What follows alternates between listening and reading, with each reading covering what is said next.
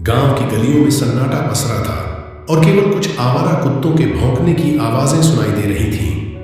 रामू अपने पुराने ट्रक के पास खड़ा था।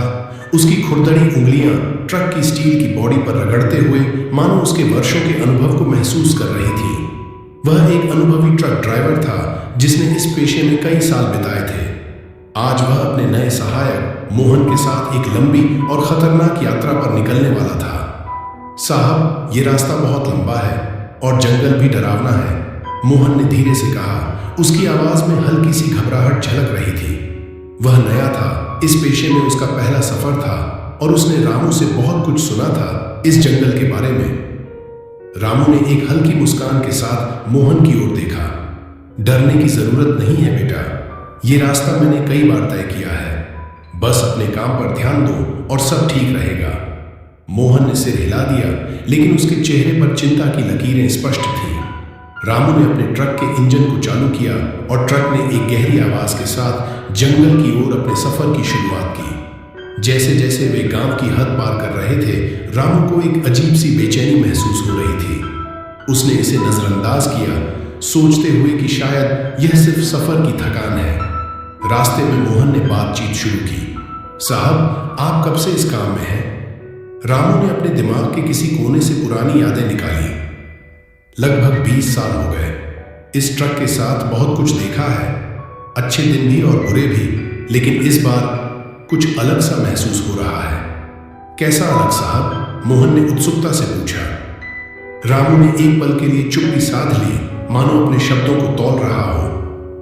पता नहीं बेटा, इस सफर से पहले भी कई बार जंगल पार किया है, लेकिन इस बार एक अजीब सा डर है, जैसे कुछ बुरा होने वाला हो। मोहन ने घबराहट से खिड़की के बाहर देखा। घना जंगल शुरू हो चुका था और चारों ओर सिर्फ अंधेरा ही अंधेरा था। जंगल की अनजानी आवाजें, पेड़ों की सरसराहट और कभी कभी दिखने वाली अजीब सी परछाइयां मोहन के दिल में डर पैदा कर रही थीं। साहब, यह जंगल सच में बहुत डरावना है, मोहन ने कहा। रामू ने उसकी ओर देखा। डर को अपने ऊपर हावी मत होने दो मोहन। अगर हम डरेंगे तो यह सफर हमारे लिए और भी कठिन हो जाएगा। ट्रक धीरे धीरे जंगल के अंदर गहराई तक जा रहा था। अंधेरा और भी घना होता जा रहा था और अब सिर्फ ट्रक की हेडलाइट्स ही उनकी राह दिखा रही थी। रामू की बेचैनी बढ़ती जा रही थी, लेकिन उसने अपने चेहरे पर इसे जाहिर नहीं होने दिया। वह जानता था कि उसे मोहन को हौसला देना है, लेकिन उसके अपने दिल में भी डर घर कर रहा था। कुछ समय बाद अचानक ट्रक का इंजन झटके से बंद हो गया। रामू ने हैरत से ट्रक को देखा और फिर मोहन की ओर देखा, जो बुरी तरह घबरा गया था। क्या हुआ साहब? मोहन ने डरते हुए पूछा। रामू ने ट्रक के इंजन को फिर से स्टार्ट करने की कोशिश की, लेकिन वह चालू नहीं हुआ। उसने ट्रक के नीचे झुककर देखा, लेकिन कुछ भी असामान्य नहीं लगा। पता नहीं बेटा, इंजन में कुछ गड़बड़ हो गई है। चल बाहर आकर देखता हूं, रामू ने कहा और ट्रक से बाहर निकल आया। मोहन ने भी उसका अनुसरण किया। बाहर घना अंधेरा था और चारों ओर से अजीब आवाजें आ रही थीं। रामू ने ट्रक के बोनट को खोला और उसे चेक करने लगा। मोहन पास में खड़ा था, उसकी आंखों में डर साफ दिखाई दे रहा था। साहब, यह जगह ठीक नहीं लगती, हमें यहां से जल्दी निकलना चाहिए, मोहन ने घबराहट से कहा। रामू ने उसे शांत करने की कोशिश की। सब ठीक हो जाएगा मोहन, तू चिंता मत कर, बस थोड़ा समय दे, मैं इंजन ठीक कर दूंगा। लेकिन जैसे ही रामू ने इंजन को ठीक करने की कोशिश की, उसे लगा जैसे किसी ने उसके पीछे आकर खड़ा हो गया है। उसने तुरंत पलट कर देखा, लेकिन वहां कोई नहीं था, सिर्फ घना अंधेरा और पेड़ों की सरसराहट थी। रामू की आंखों में अब चिंता की लकीरें साफ दिखाई दे रही थीं। उसने अपने दिमाग में सोचा, क्या सच में कुछ गड़बड़ है या ये सिर्फ मेरे दिमाग का खेल है? साहब, आप ठीक तो हैं? मोहन ने पूछा। रामू ने सिर हिलाया और फिर से इंजन पर ध्यान केंद्रित किया।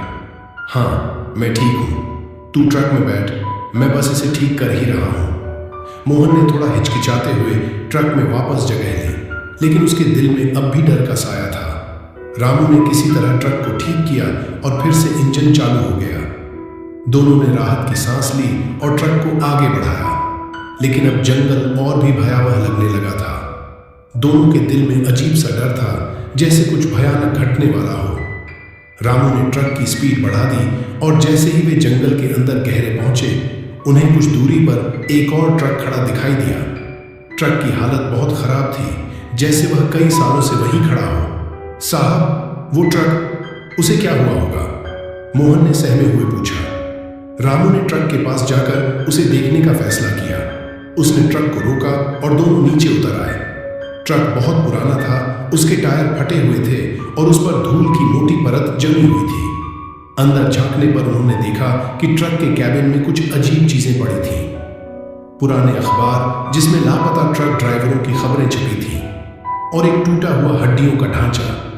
मोहन की आंखों में डर और भी बढ़ गया। साहब, ये जगह बहुत डरावनी है, हमें यहां से तुरंत निकलना चाहिए। रामू ने भी सहमति में सिर हिलाया।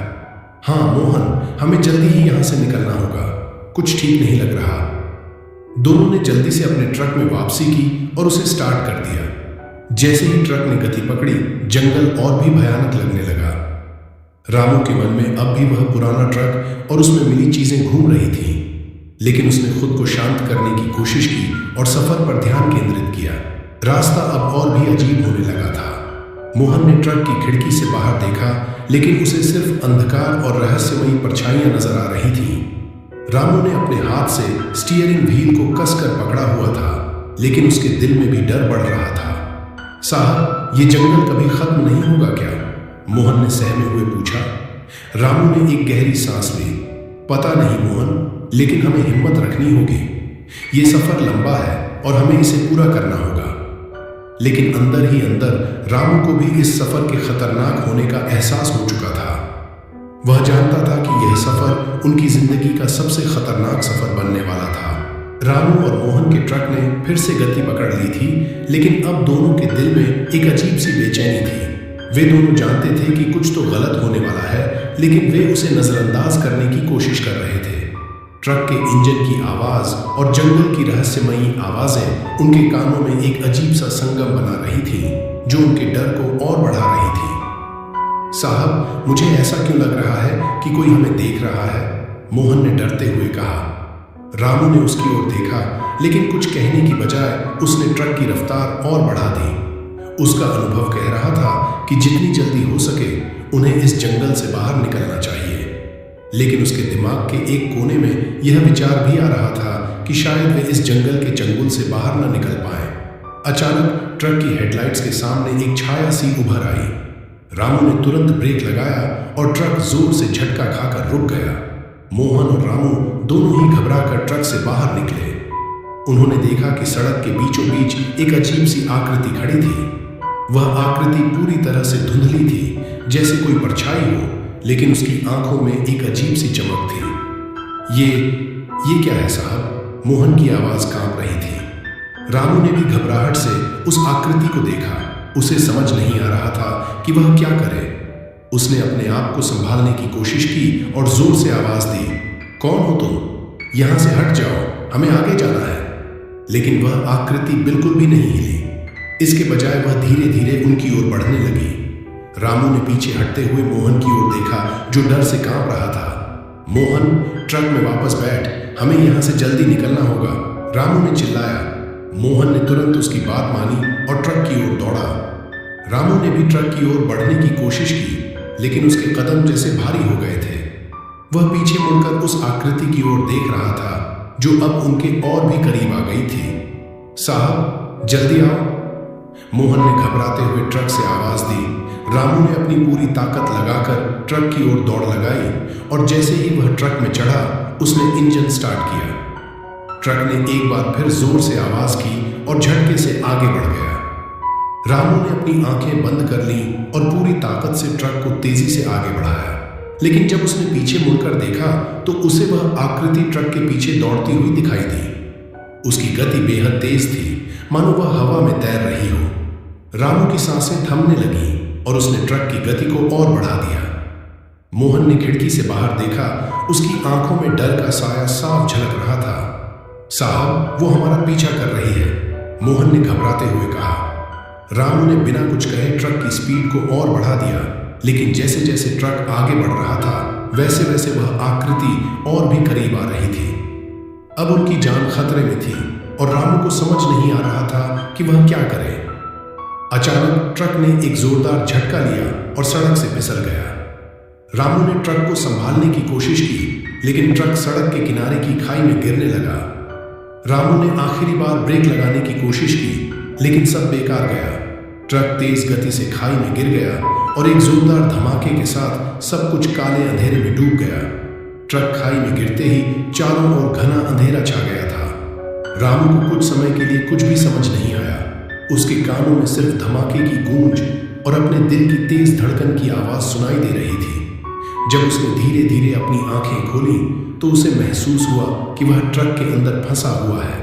उसके शरीर में दर्द की लहरें उठ रही थीं, लेकिन उसने हिम्मत जुटाई और खुद को संभालने की कोशिश की।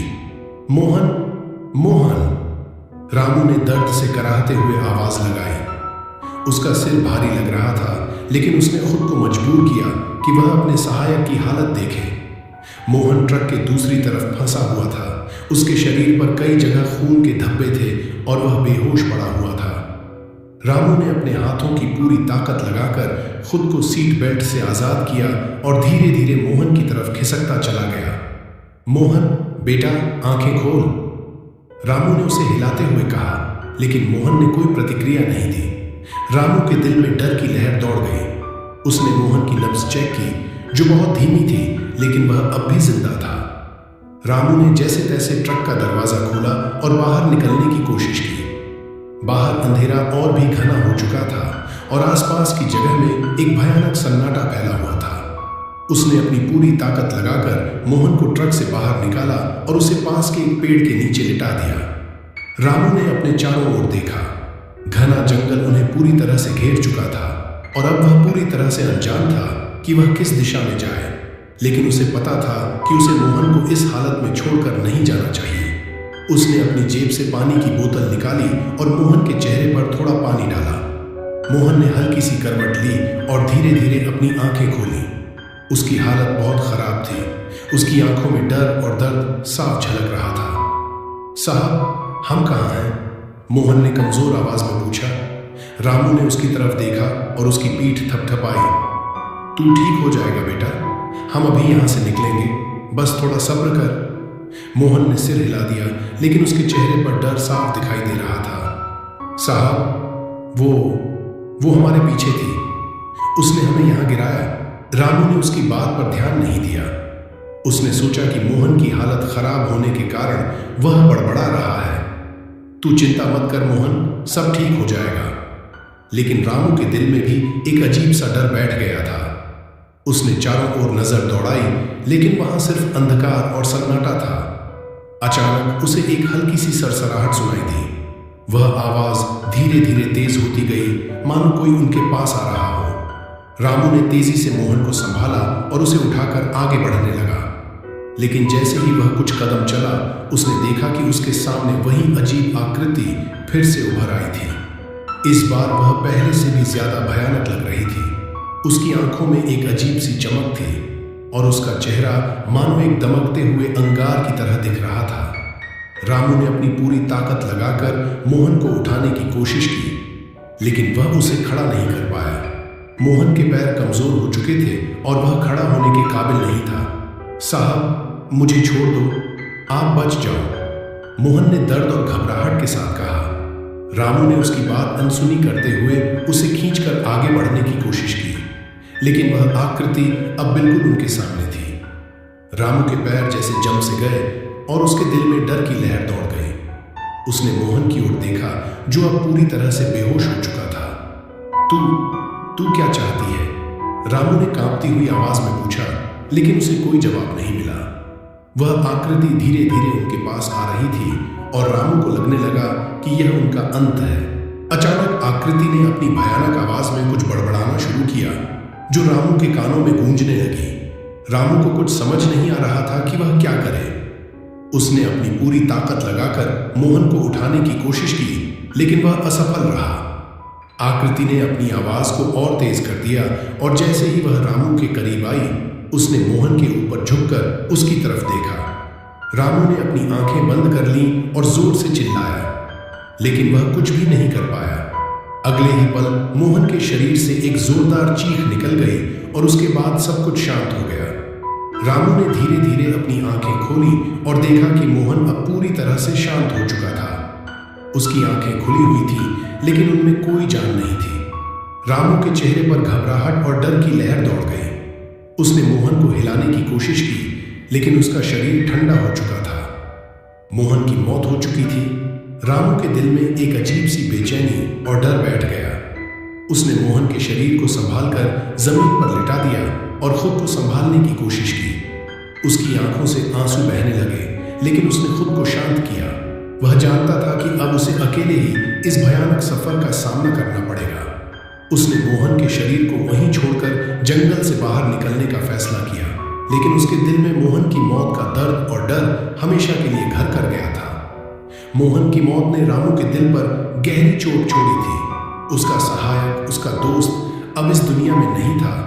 उसने मोहन का ठंडा शरीर वहीं पेड़ के नीचे छोड़ दिया और खुद को संभालने की कोशिश करते हुए जंगल से बाहर निकलने का फैसला किया।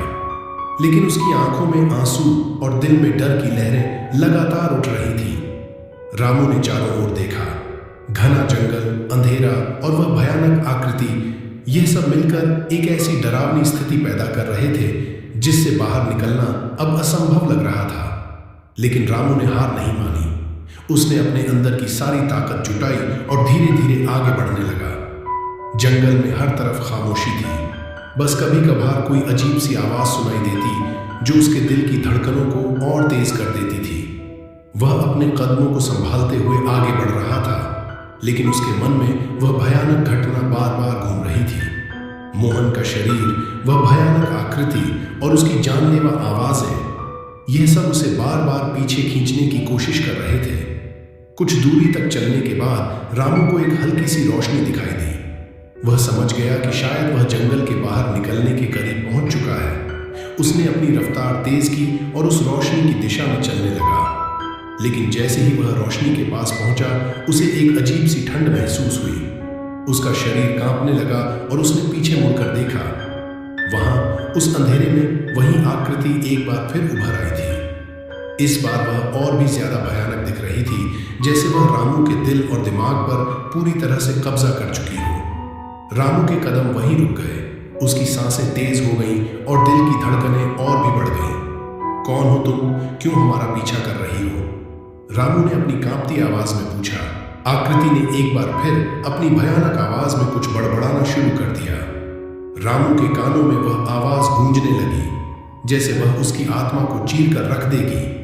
रामू ने अपने कानों को बंद करने की कोशिश की, लेकिन वह आवाज और भी तेज हो गई। अचानक आकृति ने अपना चेहरा रामू के सामने लाकर उसे घूरने लगी।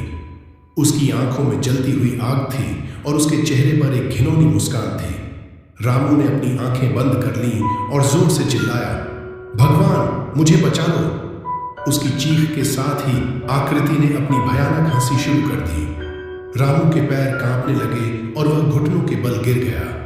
उसने अपनी आंखें बंद कर लीं और अपने जीवन की सारी यादें उसके सामने घूमने लगीं। उसके परिवार, उसके बच्चे और उसकी पुरानी जिंदगी। आकृति ने धीरे धीरे रामू की ओर अपना हाथ बढ़ाया, जैसे वह उसकी आत्मा को छीन लेना चाहती हो। रामू ने खुद को संभालने की कोशिश की, लेकिन वह अपने शरीर पर से नियंत्रण खोने लगा। उसकी आंखें भारी होने लगीं और उसके कानों में केवल उस आकृति की भयानक आवाज गूंज रही थी। अचानक रामू के दिल में एक ख्याल आया। उसने अपनी जेब में हाथ डाला और वहां से वह रक्षा धागा निकाला जो उसे एक साधु बाबा ने कभी दिया था। रामू ने उसे तेजी से अपनी कलाई पर बांधा और जोर से भगवान का नाम लिया। उसकी आंखें अभी भी बंद थीं, लेकिन उसके दिल में अब भी उम्मीद की एक किरण थी। अचानक उस आकृति की हंसी रुक गई। रामू ने अपनी आंखें धीरे धीरे खोली और देखा कि वह आकृति वहां से गायब हो चुकी थी। चारों ओर फिर से वही खामोशी थी, लेकिन इस बार रामू के दिल में डर के बजाय थोड़ी सी शांति थी। रामू ने एक गहरी सांस ली और खुद को संभालते हुए खड़ा हो गया। वह अब भी कांप रहा था, लेकिन उसने फिर से हिम्मत जुटाई और उस रोशनी की ओर चलने लगा। उसे पता था कि उसे अब हर हाल में इस जंगल से बाहर निकलना है। कुछ दूरी पर चलते हुए रामू ने देखा कि वह रोशनी एक छोटे से मंदिर से आ रही थी। मंदिर का दरवाजा खुला था और अंदर एक साधु बाबा बैठे हुए थे। रामू ने तेजी से उस मंदिर की ओर दौड़ लगाई और अंदर पहुंचकर बाबा के सामने घुटनों के बल गिर गया। बाबा, मुझे बचा लो, वह मुझे मारने आई थी, रामू ने घबराते हुए कहा। बाबा ने अपनी आंखें खोली और रामू की तरफ देखा। उन्होंने शांत स्वर में कहा, तूने बहुत बड़ा संकट देखा है बेटा, लेकिन भगवान ने तुझे बचा लिया। यह मंदिर तुझे सुरक्षा देगा, पर तुझे खुद को मजबूत करना होगा। रामू ने बाबा की बात ध्यान से सुनी और खुद को संभालने की कोशिश की। बाबा ने उसे कुछ मंत्र दिए और उसे वहां रुकने के लिए कहा। रामू ने बाबा के चरणों में गिरकर आशीर्वाद लिया और मंदिर के कोने में बैठकर भगवान का ध्यान करने लगा। रामू को पता था कि उसने आज अपनी जिंदगी का सबसे भयानक सफर देखा है और वह अब कभी भी इस सफर को भूल नहीं पाएगा। उसकी आंखों में आंसू थे, लेकिन उसके दिल में एक सुकून भी था कि वह अभी भी जिंदा है। लेकिन मोहन की मौत का दर्द उसे हमेशा सताता रहेगा और वह उस भयानक आकृति की यादों से कभी उबर नहीं पाएगा।